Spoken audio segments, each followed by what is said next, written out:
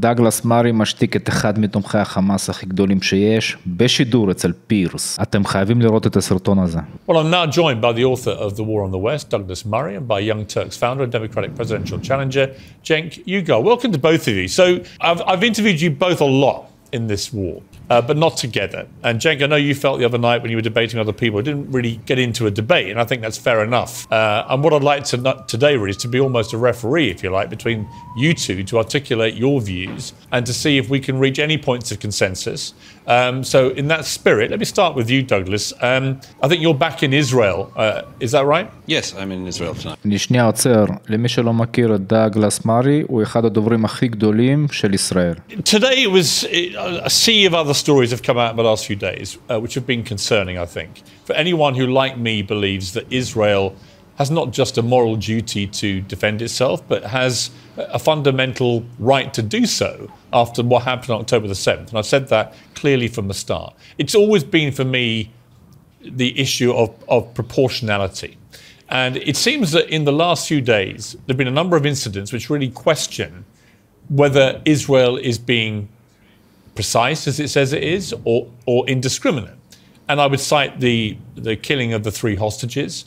I would cite the killing of the 2 women outside the Catholic Church. I would cite the President of the United States saying that they're using indiscriminate bombing, and so on. Do you, Douglas, notwithstanding your full throttle support of Israel, does anything that's been happening make you think Israel needs to execute this war differently? No, and I think that most of the people who think they know how to execute this war have never executed a war. Indeed, most people who think they know how the IDF should be running this conflict have never been near a conflict. I'm in Israel tonight. I was in Gaza again yesterday. And the examples that you give, by the way, Piers, I don't see why they show any need to prosecute the war itself differently. I mean, just to take one of them, the first example you give, the absolutely tragic, awful shooting of these 3 hostages as they were coming out. But, you know, some of the spin that's been put on that in the world, apart from the glee, of course, that Israel's enemies can't help expressing, some of the spin on that is almost as if it shows the IDF is sort of so brutal that it even kills Hamas hostages who are Israeli. I just think this is another example of the international media and others just having this astounding lack of empathy for the Israeli people. Can you imagine what it was like for those soldiers who were in Gaza, knowing that at any point there are snipers, there are booby traps everywhere, people coming out of tunnels that they've built at British and American taxpayer expenses and attacking them? Can you imagine what it was like for the soldiers who, in that terrible moment, made the life-changing mistake of shooting 3 people who turned out to be Hamas hostages? But why would they, but Douglas, on that, why would they shoot anyone who was shirtless and waving an SOS flag? I mean, why would it... אני חייב לעצור ולהוסיף שכן, החיילים שמה נמצאים בלחץ לא נורמלי, חמאסניקים מתחפשים לבני ערובה, ויש טעויות, כי זה מלחמה, בכל מלחמה יש טעויות, אבל ג'נק תומך חמאס הזה, הוא וכל האחרים חוגגים על זה, הנה צהל גם הורג את שלהם, צהל אכזרי, וזה לא נכון. Whoever they were, whether they were Israeli hostages or whether they thought they were Palestinians, why would anyone shoot anyone who comes out like that? That's my point. That'll be a matter for the inquiry into it. But, you know, look, it's hardly as if they'd have wanted to have done that. What this demonstrates is, in this incredibly close conflict, in a heavily built-up area, with people coming out from all sides, firing, shooting, detonating, people make mistakes. Of course they do. That's just a human reality of war, horrible as it is. I don't think it shows in any way that Israel is prosecuting this war wrongly. As for the main issue of the war, the main issue of the war is to destroy Hamas. No Israeli of left or right or center believes anymore after October the 7th they can live beside Hamas. Hamas has been given the statelet of Gaza. It was given it in 2006, voted in, then killed their fellow Palestinians in a coup, killed Fatah rivals. And they've run the Gaza for almost 18 years now. And they've produced a new generation of people whose main aim in life, it seems, according to their textbooks and their classes, is to regard Jews as enemies who should be killed. This is just an unbelievable waste, a waste of life on every side. But apart from anything else, a waste of those Palestinian lives, of children who grew up under Hamas's rule, if you can call it that, who have been indoctrinated into becoming sociopaths by a psychopathic terror organization, Hamas. All right, Cenk, you've been listening to that. Is there anything that Douglas said that you agree with? No, nothing. Not even about the way so- Hamas has presided over Gaza in the last 18 years? Yeah. So that's a weapon of mass distraction. It's Israel doing genocide on the Palestinians right now. And there's IDF soldiers singing and in video that the IDF has confirmed about how they're going to wipe out the seed of Amalek. That is a verse in the old Hebrew Bible that talks about exterminating Amalek. So they're... ג'נק הוא אחד השקרנים הכי גדולים שיש, תומך חמאס, תומך טרור. כל מה שיכול להוציא את ישראל טוב, הוא תמיד לא מסכים עם זה, תמיד משקר עם השקרים שלו. They're talking about genocide against Palestinians. Benjamin Netanyahu has also talked about wiping out Amalek. These are open calls for genocide. What I find stunning, Douglas mentioned stunning lack of empathy. There's 20,000 dead people in Palestine right now in Gaza. Over 8,000 of them are children. When 36 Israeli children were killed by Hamas, the world cried out, and I was brokenhearted over it. 36 poor kids dead in Israel. Now there's over 8,000 dead kids in Gaza. You want to talk about a stunning lack of empathy. 6,400 women slaughtered in Gaza. You want to talk about terrorism?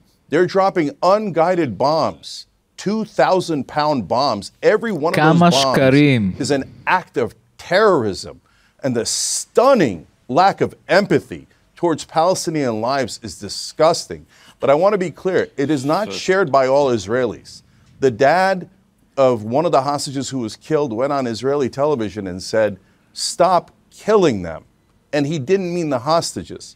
He meant the Palestinians. All right, but Cenk, let me just jump in. כל התומכי טרור האלה, כמו ג'נק ואחרים, הם כל כך אנשי שלום, רק מילים רעות על ישראל, תן מילה אחת טובה על ישראל. Before I go back to Douglas' response to this. Let me reply to that, Piers. Yeah, I will let you reply to that. On this issue of genocide, do you accept, though, that Hamas's whole raison d'etre when it comes to Israel is genocide? They want to eradicate Israel and kill as many Jews as they can. I mean, they've made no secret of this. Yeah, so this is really important.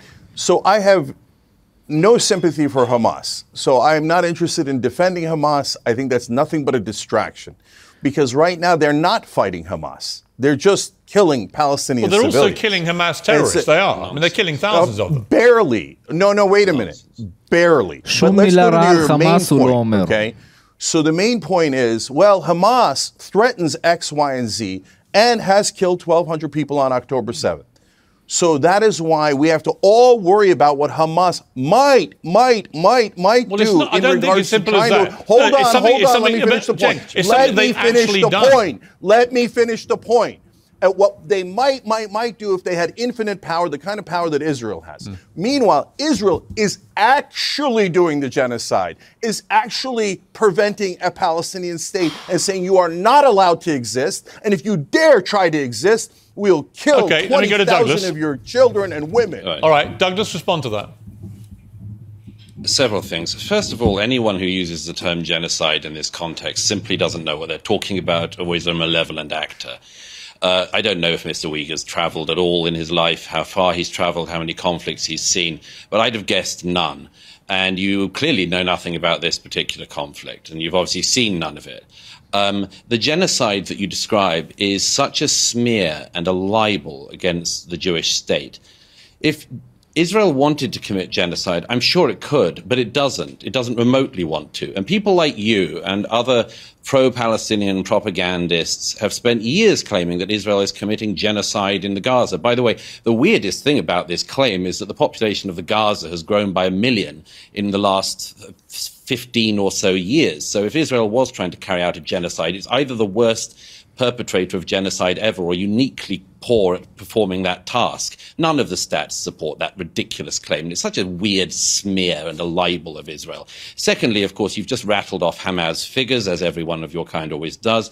Thirdly, you said that the world cried. You said that the people like you who cover for the Palestinian extremists. Thirdly, you said that the world cried out for the 36 Israeli dead children. No, they didn't. And you know that very well. You know that very well. If you put up a poster to a missing dog in any Western city, that poster stays up. In city after city in America, posters of abducted Jewish children, including a 10-month-old baby, were put up and were ripped down by people who have been indoctrinated into hate of Jews. Nobody would rip down the poster of a missing dog, but from Dublin to Berkeley, they ripped down posters of abducted Jewish children. So no, I don't think there was Douglas, very much care for that around the world. Let me put this to you, Douglas. Let me make two other very quick points. Firstly, you said what Hamas might do, as if it was some kind of hypothetical. Hamas showed what they do, what they want to do. It showed it on October the 7th, and its leadership, as I'm sure you very well know, said that they would like to repeat that again and again until they have got rid of every Jew.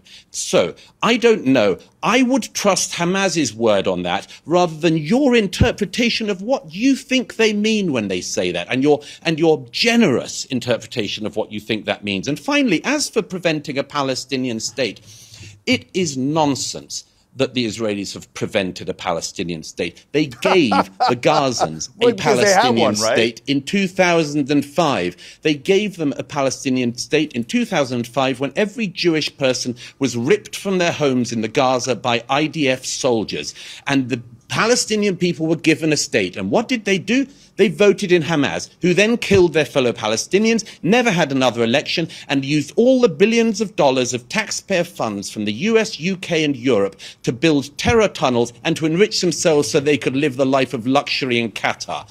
Again and again, the reason there is not a Palestinian state is because the Palestinian leadership doesn't want one. Okay, Douglas, didn't want one in 1947. It preferred war, and it doesn't want one now. Douglas, let me put one point to you raised by Queen Rania of Jordan in a new piece for, I think it was the Washington Post. In just over 2 months, she said Israel's turned Gaza into a hellscape. At least 8,000 children have died, more than the death tolls of Pearl Harbor, September the 11th, and Hurricane Katrina combined. These are gigantic and horrendous numbers of children being killed. Do you not have any qualms about the number of children being killed? I mean, does it not suggest that Israel... I want to hear Queen Rania talking about this as much as I want to hear Queen Camilla or Meghan Markle. I mean, it's pathetic. Queen Rania is holding on to her own position in Jordan. The only piece of advice she has for anyone is how to marry a king. Queen Rania herself is just playing a very nasty political game. If she cared at all, and I would pose this to all the states in the region, if Jordan cared at all for the Palestinian people, they would take them in. They would take them in. They don't want them. If the Egyptians wanted them, they'd take them in, but they don't. Do you know why? Because every country that takes in the Palestinians gets terror. It happened in Egypt, it happened in Jordan, it happened in Syria, it happened in Lebanon, it happened in Tunisia, on and on. That's why these people don't really care about their fellow Muslims. They just care about hating Jews. All right, Cenk, your response. Yeah, so you asked if he cared about 8,000 dead babies, and his answer was no. Queen Rania bothers me, so complete non-answer, because he doesn't care. He doesn't think the Palestinians' lives are worth anything. He just called them all terrorists. Well, it's nice you can put that and this is what they always do. There you go. So hold on, I let you talk for a long time, so why don't you shut up for a second? So we've got all of these dead babies. We've got all of these dead babies that this monster doesn't care about. He says keep bombing them. A former intelligence officer said in the Israeli press, they're using AI in a program called The Gospel, where he said it's basically a mass assassination factory. And we could all see it with our own eyes. And you can do all the propaganda you want. No one believes your nonsense. We see all the dead women. We see all the dead children. Now Israel has killed 20 times the number of civilians that Hamas killed. So would I want Hamas in charge of Israel? Never, never. I don't trust them, and I don't believe that they would be benign. So all of this propaganda about, people don't mind Hamas. No, we mind Hamas. We terribly what happened on October 7th. And I've now shown you different Israelis that have said that it's a problem. And I want peace and security for both Israel and Palestine. And this does not get Israel any peace or security. But when you ask the other side, do you mind tens of thousands of civilians that have been murdered, incinerated alive, הוא חוזר על אותו משפט, עוד פעם ועוד פעם ועוד פעם ועוד פעם, כי אין לו מה להגיד. Over again, in what is even the Israeli Prime Minister is referring to as Amalek, meaning an extermination of the Palestinian people. And I must clarify the difference between a genocide and a Holocaust. A genocide is when you target a specific people and kill a lot of civilians. Srebrenica, where 6,000 people were killed, was considered a genocide. So it doesn't mean you try to murder every single person in that let me ask race. you. That is a Holocaust. Let me reply. Wait, one second. Before I go to Douglas, Cenk, one question. You want to get rid of Hamas too, as does Douglas, as do I. If you don't do it the way that Israel is currently doing it, given that they live amongst the population, how else do you do it? Yeah, there's an excellent way to do it, and there's the right way to do it. So let me explain. So war, this guy talks about, I love war. I go to all the conflict zones. So by watching it and rooting on for more death, I know something about conflict. You know nothing. So here's what reality is. War gets you more war, but peace actually works. So when Israel did a peace deal with Egypt, not only were the Egyptians safe, but the Israelis became safer. That peace deal has held for decade after decade. So how do you do a peace deal in this case? What you do is you do the two-state solution now, and you do it with the Palestinian Authority in the West Bank. And if you then have a Palestinian state, the Palestinian Authority would have the credibility to drive out Hamas from Gaza. That is a realistic plan for both peace, security for Israel and the Palestinians, and driving out Hamas. The idea that you're going to kill 20,000 more civilians, 200,000 more civilians. וזאת הסיבה למה כל ארצות ערב לא רוצים את הפלסטינים אצלם, כי הם עושים טרור. In Gaza, and it's going to drive out Hamas. Let Douglas respond to that. First of all, I mean, your other guest, I mean, I don't know what kind of a creature he is. He's a kind of low-grade thug, as far as I can see. He's listened to nothing I've said. Yeah, I know, because I'm Muslim. That's what we call all Muslims. I'll tell you. No, it's not that at all. It's not that at all. I just think that I think you're just a very low-rent racist. But anyway, let me just get on to it. You say first of all, I don't care about the death of Palestinian children. Yes, I do care. I care very deeply about it. But I also know that the responsibility for their deaths lies on Hamas, which has misgoverned their society for the last 16 years and now has been leading the country into being in a war with Israel. So yes, it's on Hamas this. As for seeing wars, by the way, I just mentioned about seeing wars because as far as I can see, you're very ill-travelled as well as rather ill-lettered and ill-spoken. And I mention that I cover wars and go to wars because I happen to think myself that it's worth seeing things with your own eyes, including things that you don't particularly like, but you report the truth. I don't know if you ever even leave your own bedroom. And I can tell already that you don't because you've already said something that demonstrates you know nothing about this conflict. You have just demonstrated it in the following terms. You said that this is why we need to push for a two-state solution and give legitimacy to the Palestinian Authority. I'll tell you something you don't know because I guess you spent no time in the West Bank, have you? I'll tell you something you probably don't know. The Palestinian Authority, Fatah, celebrated the 7th of October massacres. I'll give you another fact which demonstrates you know nothing about this and clearly haven't ever visited any Palestinians in the West Bank as I have. If there was an election tomorrow in the West Bank, the reason why there isn't one is because if there was an election tomorrow in the West Bank, Hamas would win.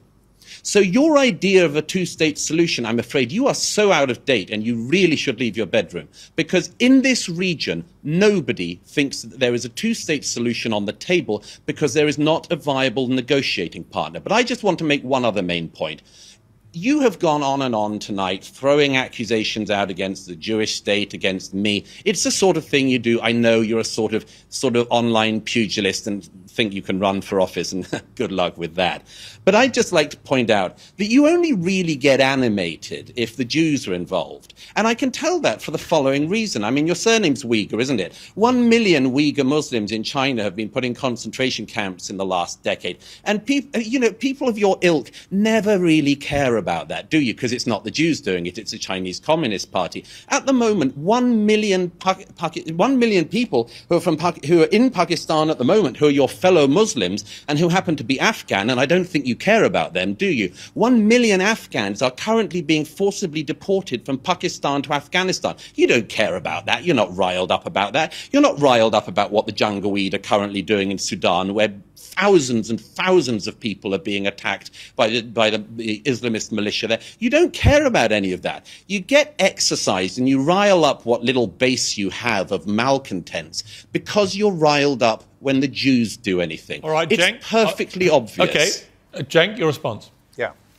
Okay, first of all, my last name is Uyghur. We're named after the Uyghur Turks in China. And have we talked about that on the Young Turks? I thought you'd spoken up then. Yes, we've talked about it endlessly, but you don't know that, and you don't watch the show. Shame you nobody just make watches things your up. show. So, nobody does watch your show. Yeah, well, okay, again, you're interrupting me when I was kind enough to let you go on with your mad ramblings. So how nobody watches the show, we have 5 billion views a year. I don't know what piddling outfit you're on, or what little Substack or whatever the hell you write on. So the reason we're incredibly popular is we fight for all. We fight for shut up. We fight for all innocent civilians. So yes, we've covered all of those conflicts. Yes, I'm against fundamentalist Islam, no question about it. I'm against fundamentalist religions of all kind. In terms of every right-wing supporter of Israel, their only tactic is, hey, don't look at the 8,000 murdered children. Don't look at the 6,400 murdered women. Don't look at the fact that all the hospitals in northern Gaza have been shut down. Don't look at the fact that 4 out of 5 people in northern Gaza are starving right now, and half of the people in southern Gaza are starving. Instead, anti-Semite. Now, wait a minute. I just told you how much I want peace and security for Israel, how much I hated what happened on October 7th. What you don't know is I started the Young Turks with 2 Jewish friends. And so the whole program is both Jews and Muslims. You know nothing. You know nothing. I have Jewish family and friends. Why in the world, God, as they go to Israel, I want them to be safe, okay? So I have shown empathy for all civilians throughout everything I have ever done. But all you have is hatred. Oh, he's an anti-Semite. Kill the Muslims. Kill the Palestinians. And once we kill them, by the way, we'll blame them for it. Israel had to murder all those babies in Palestine because Hamas made us do it. Then why are you listening to Hamas? Why are you letting Hamas drive your agenda? Well, you don't have to kill those civilians. It's a mass assassination factory. ראיתם ושמעתם הכל במו עיניכם ואוזניכם. נתראה בסרטונים הבאים.